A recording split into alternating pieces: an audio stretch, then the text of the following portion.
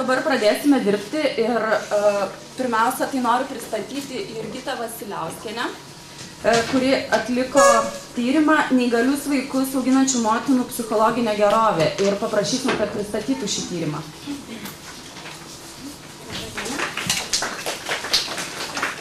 Mano tyrimo pavadinimas, čia man iš tos pusės.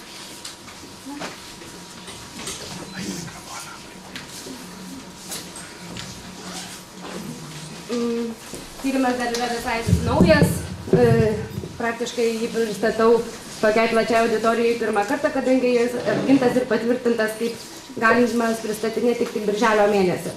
Lietuvoje yra atlikta nemažai tyrimų, kurie liečia neįgaliuosius, tačiau psichologinė gerovė dar nebuvo tyrinėta iki mano tyrimo nei karto Lietuvoje. Tai jisai toks visai naujas. O psichologinės gerovės skalė irgi patvirtinta tik praėjusiais metais, kuri yra patvirtinta, kad galima yra patikima naudoti psichologiniai geroviai tirti. Taigi, tyrimo tikslas išanalizuoti neįgalius vaikus auginančių motinų psichologinės gerovės ypatumus. Man būtent psichologinė gerovė mamų auginančių neįgalius vaikus buvo įdomi dėl to, kad pati turiu neįgalų vaiką ir dėl naujumo. Ir kadangi siejau savo tyrimą su sociodemografiniais duomenimis, o sociodemografiniai duomenys tai apibrėžia psichologinės gerovės tik 10%. Ir dėl to buvo labai įdomu, ar neįgalaus vaiko turėjimas šeimoje pakeičia moters psichologinę gerovę. Tyrimo uždaviniai – palyginti neįgalius ir be negalės vaikus auginančių motinų psichologinės gerovės vertinimo skirtumus, nustatyti neįgalius vaikus auginančių motinų psichologinės gerovės sąsają su socialiniais demografiniais veiksniais, tai yra amžiumi, šeimininė padėtimi, darbiniu statusu, išsilavinimu, vaikų kiekiu šeimoje, neįgalaus vaiko neįgalumo lygiu, sunkią negalią turinčio vaiko lankoma ugdymo įstaiga. Tyrimo metodai. Tai buvo naudojamas sociodemografinis klausimynas, kurio metu atsakinėjo į tokius klausimus. Buvo klausimas, koks yra respondenčio amžius, gyvenamoji vieta, darbinė veikla, finansinė padėtis, šeimininė padėtis, auginamų vaikų skaičius, ar turi vaikas su negale, neįgalaus vaiko amžius, neįgalumo lygis ir ugdymo įstaiga. Šį klausimyną sudarė 19 teiginių, į kuriuos tyriamoji pasirinko vieną iš atsakymo variantų arba įrašydavo jai tinkantį atsakymą. Na ir kitas buvo klausimynas, tai Lietuvos psichologinės gerovės skalė, suaugusiųjų versija skirta suaugusių asmenų psichologinės gerovės lygiai nustatyti. Versija sudaryta iš 59 teiginių, kurie sudaro 7 gerovių subskalių struktūrą. Be pasitenkinimo gyvenimu Lietuvoje subskalės, nes jinai nesusidarė subskalė. Tai yra optimizmo kontrolės, pasitenkinimo pragyvenimo lygiu, pasitenkinimo šeima ir artimaisiais, pasitenkinimo tarp asmeniniais santykiais, pasitenkinimo fizinė sveikata, pasitenkinimo darbo ir neigiamo emocingumo. Kiekvienas teiginys vertintas 5 balų Likerto skale, nuo tikrai taip iki tikrai ne. Ir kai kurių teiginių vertinimai buvo reversuoti taip, kad suminių skalių įverčių aukšti balai reikštų geresnę gerovę, aukštesnę gerovę. Tyrimo grupės atrankos kriterijus buvo moteris turinčios vaikų. Ir pagrindiniai grupiai pasirinktos moteris turinčios vaiką su negale. Buvo tokių, kurios turėjo ir ne vieną vaiką su negale, o kontroliniai grupiai pasirinktos moteris, kurios turėjo vaikų, bet jų vaikai buvo be negalės. Apklausoje dalyvavo aktyvios mamos, tai tokios, kurios dalyvauja vaiko ugdyme ir sveikatinime, yra įsitraukusios į visuomeninę veiklą. Kontroliniai grupiai taip pat pasirinktos aktyvių visuomeninį gyvenimą gyvenančios mamos, tai tokios, kur vis dar besimokančios, psichologės mamos. Visos tyriamosios buvo informuotos apie tyrimo konfidencialumą, akcentuojant, kad duomenys bus naudojami moksliniam tyrimui ir bus pateikti tik apibendrinti rezultatai. Taip pat tas klausimynas, jo užpildymas užėmė apie 15-20 minučių, tai reikėjo pasakyti, kad laiko taip pat sugaišti. Na ir klausimynus užpildė 204 mamos, iš jų 101 auginanti vaiką turinti negalę ir 103 mamos auginančios vaikus neturinčius negalės. Matome schemoje savivaldybės apskritis, pagal kurias suskirstytos mamos pagal gyvenamąją vietą, apėmė visos Lietuvos mamas. tai čia yra apskritis, o buvo iš 31 savivaldybės mamos. Motinų amžiaus vidurskio pasiskirtimas, tai daugiausia mamų dalyvavo 36-45 metų, taip pat dar yra 26-35 metų. Mėlynas stulpelis žymi mamas, kurios turi vaiką su negale, o raudonas stulpelis, kurios neturi vaiko su negale. Motinų išsilavinimo pasiskirstimas, taip pat buvo mamos padalintos į dvi dalis, kurios turi aukštąjį arba universitetinį išsilavinimą ir kita grupė, kurios neturi aukštąjį išsilavinimą. Tai matome, kad mamos auginančios vaikus be negalės daugiau mamų turi aukštąjį išsilavinimą negu mamų turinčių vaiką su negale. Pagal darbinę veiklą, mamos, kurios turi neįgalius vaikus, mėlynas stulpelis, matom, kad yra mažiau dirbančių mamų, kurios augina neįgalius vaikus, o kurios neturi neįgalių vaikų, raudonam stulpelyje, tai matom, kad yra daugiau dirbančių mamų. Finansinės padėties pasiskirstimas buvo suskirstyta ir pajamų nepakanka net būtiniausiams reikmėms, pajamų pakanka tik maistui, pajamų pakanka visoms būtiniausiams reikmėms, pajamų pakanka ir truputį lieka ir visada yra atliekamų pinigų. Tai didžiausia grupė sudaro tos mamos, kurioms pajamų pakanka visoms būtiniausiams reikmėms. Tiek neįgalų vaiką turinčioms, tiek neturinčioms neįgalų vaiką. Motinų šeimyninės padėties pasiskirstimas, tai buvo suskirstytos į dvi grupės, tai yra ištekėjusios arba gyvena su partneriu ir kita grupė, kur yra vienišos ar gyvena vienos, išsiskyrusios į tą grupę įeina ir kas iki šiol visą laiką buvo teikta, kad mamos auginančios neįgalius vaikus yra 80% vienišos, tai šitam tyrime tai nepasitvirtino. Iš tikrųjų vis tik dauguma mamų virš 80% gyvena santuokoje arba su partneriu. Vaikų skaičių šeimoje, tai 1, 2, 3 arba 4, tai daugiausia mamų turi po 2 vaikus. Ir taip pat atliekant tyrimą buvo tikrintas subskalių vidinis suderinamumas, tam, kad galėtume pasakyti, kad tyrimas yra tikrai patikimas ir jį galima pagal šitą klausimyną vertinti kaip tinkamą tyrimą. Tai visos skalės bendra imties Kronbach alfa apskaičiuota ir jinai yra 0,87, tai reiškia, kad jinai yra visiškai tinkama, kuo arčiau vieneto, to geresnė. Mamos, kurios augina vaikus be negalės, psichologinės gerovės įverčių vidurkiai, mamų, kurių įverčiai yra geresni, aukštesni, jos pasiryžymi geresnių bendrų pasitenkinimų gyvenimui. Kadangi buvo 2 kontrolinės grupės, tai tos mamos, kurios neturi neįgalių vaikų, jos pasižymi geresnę psichologinę gerovę, nors, kaip ir sakiau, kad tas sociodemografinis rodiklis tik tai 10% vaidina, bet tas 10% ir parodo, kad vis tik auginant neįgalų vaiką, psichologinę gerovę mamos pasižymi prastesnė.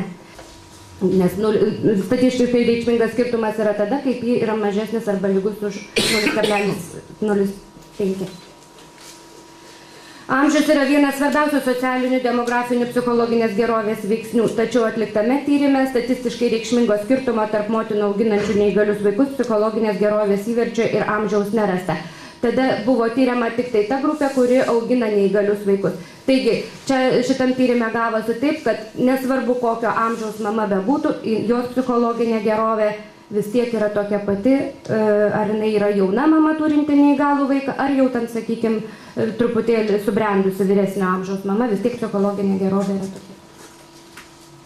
Tyrime buvo fiksuojami 2 gyvenamosios vietos tipai, tai yra didmiestis miestas ir miestelis kaimas.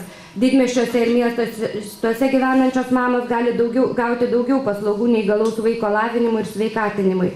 Todėl buvo tikėtasi, kad tai pagerins mamų psichologinės gerovės įvertį, tačiau statistiškai reikšmingo skirtumo nėra. Vadinasi, mamos, kad ir gauna daug paslaugų vaiko lavinimui, bet pačios, jeigu negauna to savęs palaikymo, kažkokio psichologinio palaikymo, jos vis tiek jaučiasi blogai.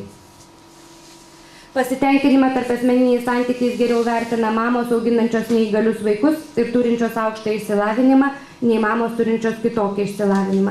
Taigi tarp asmeninius santykius vertina geriau tos mamos, kurios turi aukštą universitetinį išsilavinimą. Ir matom, statistiškai reikšmingas skirtumas yra 0,8 tūkstančio. Mamos auginančios vidutinės ir lengvos negalės vaikus pasitenkinimą tarp asmeniniais santykiais vertina geriau nei mamos auginančios sunkios negalės vaikus. Tarp asmeniniai santykiai yra geresni pas mamas, kurios turi lengvesnius negalės vaikus. Statistiškai skirtumas yra patikimas 0 vaikų 100.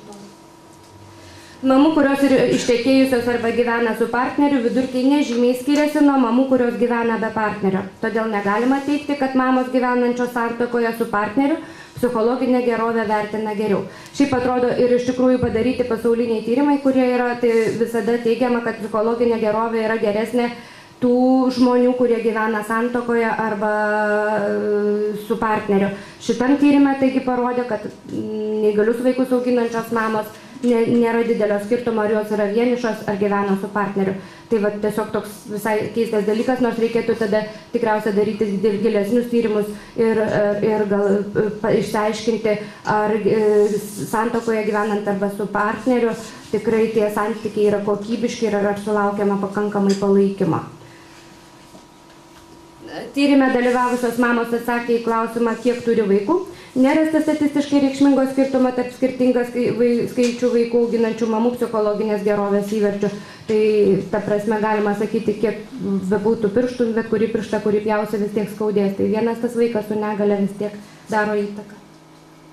Mamos turinčios finansinį stabilumą, pasitenkinimą pragyvenimo lygių vertina geriau nei mamos, kurioms pinigų nepakanka arba pakanka tik maistui, tai aišku savaime, kad čia pragyvenimo lygis.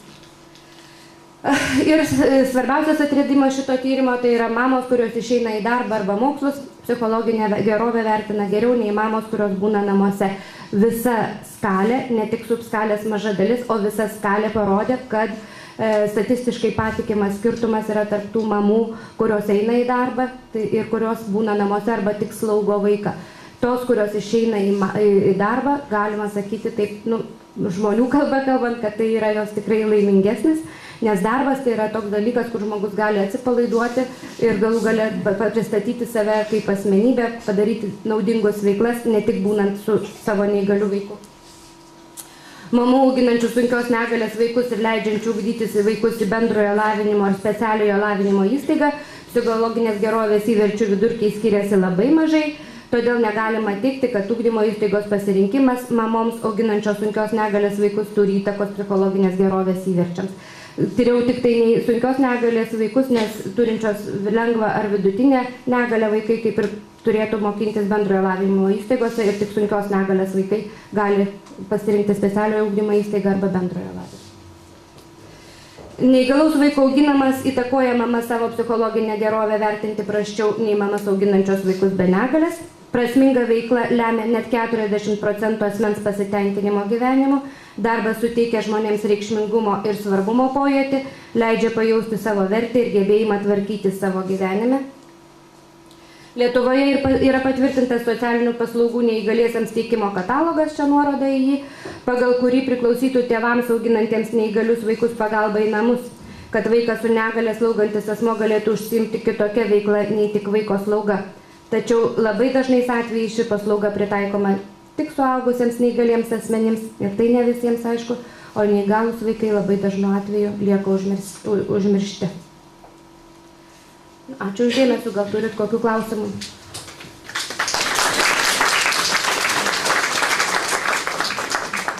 Manau, praleidau kontrolinį, kiek buvo kaip tremuoja. Taip. Skaičių praleidau. 101 ir 103. 101 mamų su negale vaikų ir 103. Negrįžo dvi anketas. Ja. O nebuvo tokių, kas toms mamoms pagerintų, kokios priemonės pagerinę? Šito tyrimo dar, dar iš tikrųjų, kadangi yra mažai, dar visai tik tai nesenai šitas psichologinės gerovės skalė Lietuvoje patvirtinta, dar reikėtų daryti antrą klausimyną, dėti. O kodėl tik tai mamytės, o pavyzdžiui, tėveliai turimi?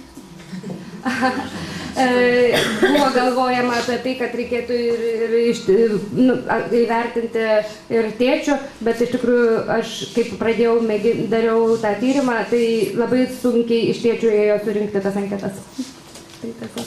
Bet toks dar klausimas, ar vaikų apklausti, ar iš jų nesityčiojama mokykla, kad vaikas nesat. Šiaip, iš tikrųjų, tai būtų kitas tyrimas, ar ne? Tie tyrimai iš tikrųjų labai daug atima laiko, bet nežinau aš iš tikrųjų, bet iš savo asmeninės patirties galėčiau pasakyti apie savo vaiką. Iš mano vaiko nesityčia. O kokia galutinė išraiška jūsų tyrimo? Turiu omenyje, kaip jos save įvertina? Ar absoliučiai gerai, ar gerai, ar... Šiaip pagrindinis dalykas buvo, kad sociodemografiniai duomenys parodo, kad tas 10%, kur yra turint vaiką su negale, vis tik tai įtakoja moters psichologinę gerovę. Tai norėjome pabrėžti, kad vaiko auginimas su negale daro įtaką ir dėl to mamoms auginančiams vaikus su negale reikėtų papildomo dėmesio. O pačius geriausius rezultatus tai duotų, kad jos galėtų išeiti į darbą. Šitas tyrimas tai parodė.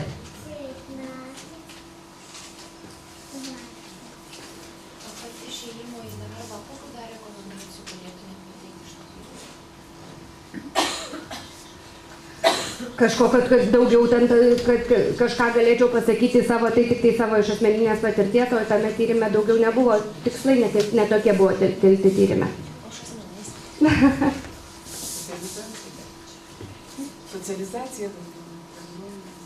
Žinoma, kad būrimasis į grupės, dalinimasis patirtimi.